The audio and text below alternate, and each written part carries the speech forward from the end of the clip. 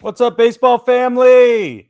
Hey, it's Brig in the house tonight. Mr. Bradman is on vacation. He is traveling, and we wish him the best on this Thursday Night Live. Baseball family, we have a lot to get into tonight, and I'm very excited to get started with you. So if you're here, give me a shout out in the comments and let me know that you're watching live and where you're watching from, which platform you're on. All right, let's start with some amazing baseball history that was made just last night. The Yankees pitcher Domingo has become the 24th player in Major League Baseball history to throw a perfecto. That's right. There was 23 for a really long time, and now there's 24. So update your brain. I'm having to update my brain already because I've been telling people for years that there's only been 23. There's only been 23. And now there's 24. It's a very exciting time for all of baseball, specifically for Yankees fans and Domingo Germán. So super cool. It came in Oakland versus Oakland, which I think is kind of poignant given the full situation, especially with what's going on in Oakland right now. So, and we'll get into that in a little bit. But Germán was dominant, baseball family. He was just absolutely crushing it. His previous few starts have been just utter disasters. Given up multiple runs, has been run out of there after really few innings, and then suddenly throws a perfecto. He had a no-no going, and then it just turned into something magical. So I'm just glad they kept him in there. The Yankees ended up winning the game 11-0. Germán threw 99 pitches overall. That's astonishingly low pitch count. 99 pitches. Only twice did he reach a 3-0 count. Twice. Or I should say 3 balls, not 3-0, but 3-ball count. He only reached 3-ball count twice, which is amazing. Domingo Germán becomes the 4th Yankee in history to throw a perfect game. He joins Don Larson, who did it in 1956 in a World Series, no less. David Wells did it in 1998, and David Cone did it in 1999. So then Germán becomes number 4. Again, he beat the A's 11-0, which is the first time I think that the A's have been no-hit since 1991. The A's have not given up a no-hit since 1991. It's also been a while since they've been shut out. So that was very interesting. The last Major League Baseball perfect game was in 2012. Obviously, that was King Felix in Seattle. He is the first Dominican player to have thrown a perfect game. I thought that was really cool. First player from the Dominican Republic, and he's only the 3rd foreign-born player to throw a perfect game in Major League Baseball history. That, to me, is really cool. So all the other guys who've thrown perfect games have been born in the United States. He makes it only the 3rd to throw a perfect game born outside the United States. The average score of Major League Baseball's now 24 perfect games is 3.5 runs to 0. That's what it averages out. There have been 7 perfect games thrown where the final score was 1-0. That means that an 11-0 final score is the most dramatic offensive support that we've seen literally in all of baseball history behind a perfect game. in support of a perfect game, and that's amazing. The I have two more bullet points of information for you about the perfect game. The first is that after the game, Domingo Herman revealed to the press that his uncle had passed away, died earlier this week, and that he dedicated the game to him. He said that his uncle was with him on the field the whole time, and I think that just adds another layer of poignancy and a very human moment to the story. I love moments like that. So very, very excited for Domingo Herman. And then if you're a Yankees fan, I'm sure you know this, but if you're not, here's a little piece of trivia for you. Each of the three previous times that the Yankees have thrown a perfect game, they've gone on to win the World Series. Obviously, with Don Larson, it was during the World Series. But each time a Yankees pitcher has thrown a perfecto, the team has gone on to win a World Series. To me, that is absolutely incredible. And I don't know what else to say about it. So, all right, we're going to move on. We got a lot to talk about. Let's see. The first thing is that Major League Baseball has announced their All-Star Game starters. So I'm going to go down the list, and we'll just give you a list of the All-Star Game starters right now. For the American League, the catcher starting is Jonah Heim for the Rangers. I was really surprised to see Adley Rutschman not get that number one slot, but it goes to Jonah Heim. Again, this is his breakout season. Apparently, he narrowly beat out Adley Rutschman in the final voting. American League first base goes to Yandy Diaz. Very exciting there. Second base is Marcus Semien for the Rangers. Third base will be Josh Young for the Rangers. Shortstop, Corey Seager for the Rangers.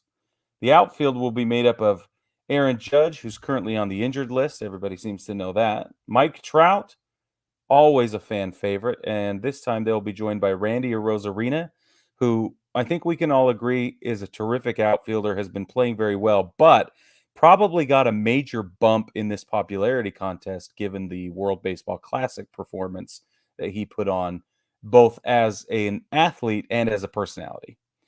Let's just be honest. The designated hitter will be none other than Shohei Ohtani. Super duh. The National League starters. To lead that off, Sean Murphy with the Braves. Well deserved there. I think that is a fantastic cross between popularity and athleticism and performance. He's hitting a 926 OPS. That's his career best. Freddie Freeman for the Dodgers. Super duh, but it's interesting that he beat out Matt Olson for that slot. So there's some layers of interesting there. Luis Arraez, again, super duh. He keeps flirting with that 400 batting average, and right now he's at 396. That's as of today, 396. So, again, another wonderful cross-reference between athleticism and on the field performance with the popularity contest that we have going on. It's always nice to see that. That's the reason I keep pointing it out, is because it's not just the big names and it's not just the perennial popular guys. It's people who are killing it this year, which is so good. Shortstop will be Orlando Arcia, another one for the same reason. Outfield, Ronald Acuna Jr. took first place, followed by Mookie Betts and Corbin Carroll.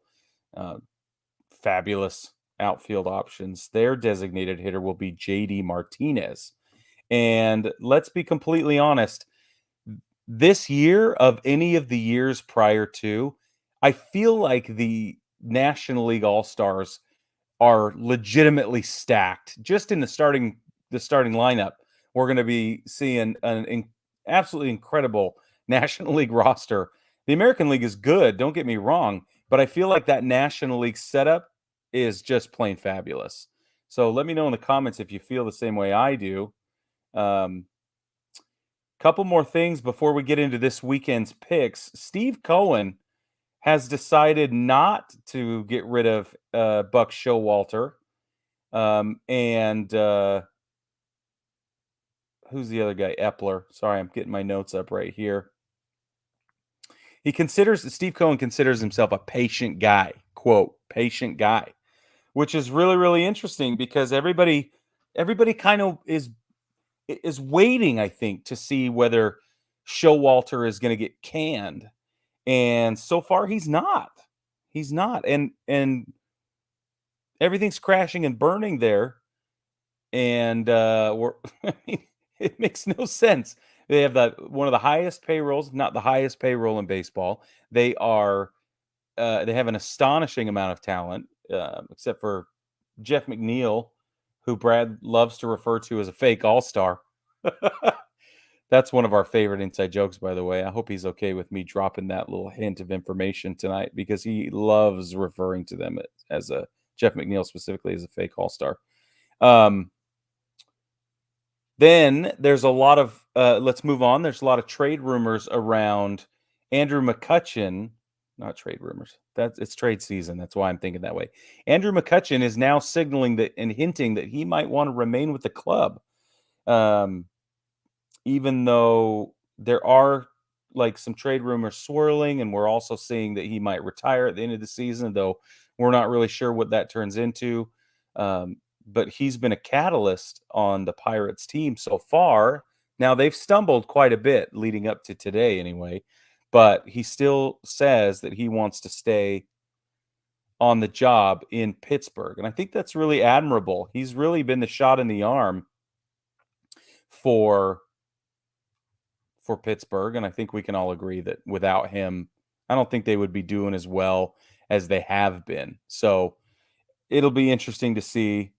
And then we got to give a nod to Shohei Ohtani really quick. He's the first American League pitcher in almost 60 years to homer twice and strike out 10 in the same game. And that's just stupid. That's just stupid. Can we all agree? All right. Let's move on past the news. I actually have some more news and analysis that I'm going to get into the national TV broadcast, which is why we're going to move a little bit quicker through this.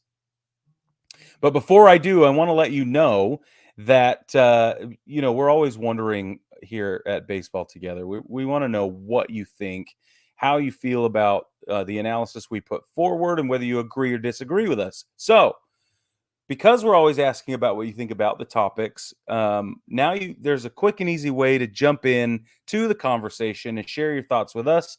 We have partnered with Versus Game, and that gives us a chance to bring you the games where you can actually make money playing trivia with us on Versus Games. It's a super cool way to do it. So if you're on the winning side of a poll, or you get a trivia question right on Versus Games, then you have a chance to win real money. You can play for free, which is a lot of people do, or the best way to engage with Versus Games and the best way to support the podcast and to have more fun is to buy ticket bundles, and allows you to play against other listeners for the podcast and other users on Versus Games. So head to btpod.onversusgame.com. So let me say that again. It's btpod.onversus.com on your mobile browser, because that's the best way to do it. And sign up, and then you can play our polls and trivia games. That's btpod.onversus.com. VERSUS Versus. You can sign up to play Versus Games with us. All right. Couple more things. Don't forget to check out our show every Tuesday. We are dropping our shows Tuesday morning. They come out early, so that's ready for your commute. I'll be flying solo for the first half of the show again on Tuesday morning, so stay tuned for that. We're going to get into a bunch of stuff that day, and then Brad and I played a little bit of a fun game that I don't think you're going to want to miss. So it's going to be a good show. Okay, let's get into the national TV broadcast coming up this weekend. Friday on ESPN Plus, you can watch the Nationals play the Phillies in Philadelphia at 6:05 p.m. Eastern. That's the first game of the weekend we're going to talk about. The Nationals are 32-48. The Phillies go into today at 42-37. The Nats are on pace to win 63 games, which actually is not the worst projected winning, or it's not the worst. How am I trying to say this? That's not as bad as it could be. There is another team who is projected to lose more than to win less than 63 games. There we go. That's what I'm trying to say. Wow, it's been a long day. Anyway, that's not as bad as it could be. There are other teams with worse potential records, projected records. Apple TV Plus at 7:05 p.m. Eastern. The Brewers will be in Pittsburgh at the Pirates. The Brewers are 42-38. The Pirates are 37-42. Again, we talked about Andrew McCutchen being a catalyst, but something has sort of fallen apart there. And a couple weeks ago, Brad and I talked about what we think they maybe should be doing. And we're going to get into more of that coming up on Tuesday morning. We have projected opinions about what should actually happen for most of these teams, to be honest with you. Again, on Apple TV Plus, we've got a doubleheader on Apple TV Plus Friday night. The D-backs will be in Anaheim to play the Angels at 9:38 p.m. Eastern. With the games being as short as they are, you probably could watch the Brewers at Pirates and then slide right into the D-backs Angels game. The D-backs are 48-33, still first place. The Angels are 44-38, not first place. The D-backs remaining schedule, this I found very interesting. The D-backs remaining schedule is ranked 5th most difficult through the end of the season. So of all the teams competing in Major League Baseball, we are legitimately halfway through the season right now. Of all the teams competing, the Diamondbacks face the 5th most difficult record moving forward, which is going to tell us a lot, because if they can stay at the top of the standings moving forward through the remainder of the season, then that means that they really are going to earn their place in the playoffs. The only teams with more difficult schedules than the D-backs are the Rockies, the Orioles, the Rays, and the Angels. Those are the other 4 teams that make up that top 5 most difficult projected schedules for the remainder of the season. All right, let's move into Saturday. Saturday, we begin with FS1 at 2:15 p.m. Eastern Time. The Yankees will be at Busch in St. Louis to face the Cardinals. The Yankees are 44-36. The Cardinals are 33-46. Stats indicate, again, this is projected stats, but the stats are saying that the Yankees have already faced the record the Yankees have gone up against up until now has been the number 1 most difficult schedule across MLB to date. So after Domingo Germán throws his Perfekto, and then today they took the series in Oakland. They won again today. Makes you wonder if, with a little bit of a lighter schedule moving forward, if they'll have some success. We're obviously waiting for the return of Aaron Judge. We'll see what that does for everything. Josh Donaldson somehow is playing a little bit better, but anyway, I'm not convinced. Anyway, moving on. That's at 2:15 Eastern. And day games are funky, so keep an eye out for what might happen there, even though the Cardinals have not been good right now. Okay, on Fox at 7:15 p.m. Eastern Time on Saturday, you have a choose-your-own-adventure situation. Depending on where you're living, there are 3 games going on at 7:15 p.m. Eastern. All of them are on Fox, and check your local listings. You might end up with the Dodgers at the Royals. The Dodgers are 44-35. The Royals are 22-58. The Dodgers have the 4th easiest schedule remaining as of today, as of Thursday. The only teams with easier schedules moving forward are the White Sox, the Cubs, and the Twins. If you do not live in that region, you might end up with Cleveland's baseball club facing the Cubs. Cleveland is 39-40. The Cubs are 37-41. Again, 7:15 p.m. Eastern. Stats show that Cleveland has played the easiest schedule across Major League Baseball so far, halfway through the season. That's really interesting as well. So their schedule, it looks to only get more difficult. Again, depending on where you live, you might find yourself watching the Rays at the Mariners in Seattle, again at 7:15 p.m. on Fox. The Rays are projected to win 101 games as of tonight, but obviously anything can happen. But right now they are on pace to win 101 games this season. And so far they've shown that they're very capable of doing that. We'll see if it happens. What do you think? Drop a comment and let me know. Sunday's interesting because we finally get another wake up in baseball on Peacock. So at 12:05 p.m. Eastern on Sunday, the Twins will be in Baltimore to face the Orioles. The Twins are 40-42. The Orioles are 48-31. So the stats, I'm getting these stats from PowerRankingsGuru.com. Power Rankings Guru shows the Twins have a 64% chance of playoff appearance. And the Orioles' chances, interestingly enough, sit at 50% right now. That's baseball, Susan. That has everything to do with the Orioles being in the AL East and the Twins being in the Central. That's all that means. Are the Orioles a better team than the Twins? Absolutely. That is sort of an unequivocal fact at the moment. And Joey Gallo still is back to being Joey Gallo. So let's all be excited that we've somehow left the multiverse and we're back to some form of reality. All right, ESPN. The final game of the weekend is ESPN 7:10 Eastern. The Giants will be in New York to face the Mets. The Giants are 45-35. The Mets are 36-44. The Mets began the season with a win projection of 99 games, and now they sit at 79 projected wins, and it's trending down.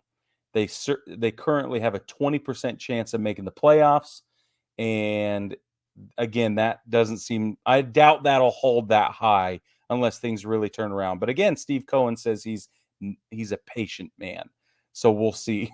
We'll see what that means. Obviously, the trade deadline's coming up. The All-Star break sort of shakes things up for everybody. The Home Run Derby shakes things up for everybody, depending on who participates. It might fix their swing, or it might irrevocably break it for the remainder of the season. So we'll see.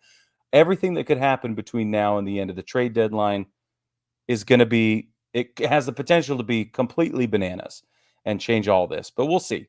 The Giants, on the other hand, currently sit at a 72% chance of making the playoffs, which is astonishing given that at the beginning of the season, they were given a less than 1% chance of winning the World Series, less than 1% chance of winning the World Series. And now they've bumped it to over 3%. So if you're a Giants fan, things are definitely looking up, especially after last year's massive, massive collapse. Just for context, let me give you some context on what that 3% actually means. The Braves currently have an 18.7% chance of winning the World Series, for what it's worth.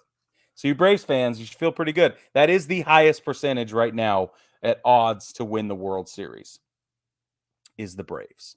All right, let's get into our series to watch. Brad has fortunately and lovingly texted in his series. He's going to be paying attention to the Padres at the Reds. That makes a lot of sense to me, given the fact that the Reds are hot. The Marlins at the Braves, also on my radar. Astros at Rangers, going to be a rivalry matchup there. It's always interesting, and the Rangers are playing hot, so it'll be really interesting to see how that turns out. Brad also wants everybody to know that it's a really good thing he's on vacation, because he will not be watching the Rays beat. Excuse me, Freud. That the Rays will be in Seattle playing the Mariners. So we'll see what actually happens there, but it's a pretty good indication. I don't know. Anything can happen at T-Mobile, I guess. Okay, my series to watch, I'm going to watch the Yankees versus the Cards, obviously, and I've kind of talked about that a little bit. I want to see if the Perfekto is going to be a shot in the arm for the Yanks, and if this obviously is one of the lighter series they'll face as far as difficulty is concerned, given the Cardinals' sort of lackluster performance. So I wonder if things are going to turn around, which I've already mentioned. The Red Sox versus the Blue Jays, because the battle for the AL East continues. It'll be really fun to watch. Anything going on in the AL East right now is Battleground USA. And so I'm really excited to see how it turns out. And, duh. And the Marlins versus the Braves. This, for me, we know how good Atlanta is. Like, everybody knows. They're probably the most well-rounded team in baseball. They're certainly one of the winningest teams in baseball right now. They're put together really well. They've demonstrated that their depth of the farm system's been terrific. They've got resilient players. The guys have come back from injury. Everything's going really well in Atlanta right now. But things are trending up for Miami as well. And I want to see how good the Marlins really are, not necessarily in a win-loss way, but in a put up a fight way. Let's see what kind of shakes out for Miami in this series, and let's see if they can take it on the chin and get right back up. So while I'm excited to watch the Marlins in the Braves series coming up this weekend, I'm really excited to see how they recover from that or react to that after. That'll be really interesting. All right, let's get into our BT Bets segment of tonight's live broadcast. Brad went 3-0 last week because the man knows how to bet on baseball. He's really good at it. His current record is 20-13. He is advising that you take on Friday the run line over the Mariners. Pick the Rays over the Mariners on the run line. And Brad says this one he's going to happily lose. You're getting plus 145 on DraftKings right now. So pay attention to that. Saturday, he's taking the Cards money line over the Yankees, which is offensive. But I guess I'm going to have to understand. I'm going to understand why. And then on Sunday, he's going to take the White Sox run line over the A's. Super duh. There we go. Last week, I went 1-2. My current record sits at 15-18 because that's baseball, Susan. Friday, the Dodgers over the Royals. Take the money line is what I recommend. Saturday, I also am picking the Braves over the Marlins on the money line. And again, on the money line, take the Twins over the Orioles. On Sunday, for me, that comes down to pitching and the day game craziness. So actually take the Twins over the Orioles on the money line on Sunday. Blackjack Brad does not have his Black Flag pick of the week this week. I will scold him dramatically for that when he gets back, and you should jump in the comments and be just as upset as I am. Anyway, baseball family, thanks for joining me for Thursday Night Live. Don't forget, if you like what we're doing here on the show, you can always jump onto Patreon and support us that way. We have tiers of support that start at $1 a month, and they go all the way up to $500 a month. There are different perks and benefits for every tier of support along the way. But one of the things you get, no matter which level you're at, is a copy of the Bullpen Cut that comes out every Tuesday along with the main broadcast. You get the behind-the-scenes, unedited version and all the shenanigans that happen between segments and everything, all the personal information and the terrible jokes and foul language or whatever it is you're into. It's probably all there. Remember, we keep this show family-friendly. If our 6-year-olds can't listen to it, then we aren't putting it out. But the Bullpen Cut gets a little bit crazy, just like you're sitting out in the bullpen with nobody paying attention. So that's where we're at. That's on patreon.com. Search Baseball Together. Anyway, with that, baseball family, we will catch you. Thanks for joining us. We'll catch you Tuesday.